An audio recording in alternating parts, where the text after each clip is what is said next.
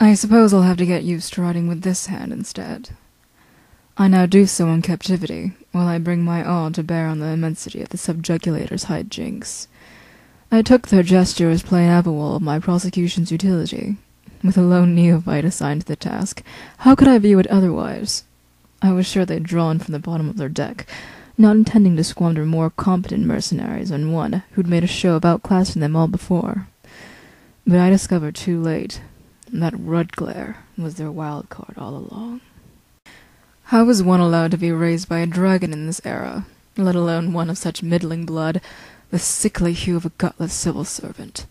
Those of her caste are typically pleased to mount a sluggish cullbear, or some brainless squawking spleen-fowl during petty expeditions to plaster seizure notices on gamblignant property.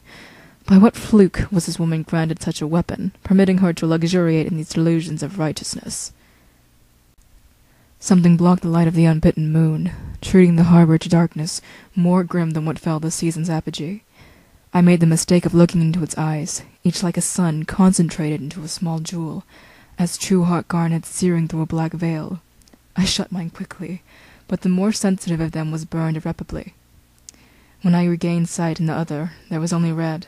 My fleet was in flames. The neophyte was on deck. Paralspite she mentioned through her ridiculous forced grin. She wanted me to know the name of the beast which was able to consume my Lucis whole. My dice were in the pool below, not that my present luck would consent to a favorable roll anyway. I made a move for my blade. She took my arm, which I'm sure she kept as the tiniest of snacks from her ostentatious custodian. Maybe she meant to prove she wouldn't need me in irons to have my submission. Bound or free. 2, 1 or none. I wonder how well she knows. It's not what I do with my arms she has to fear. I await my trial.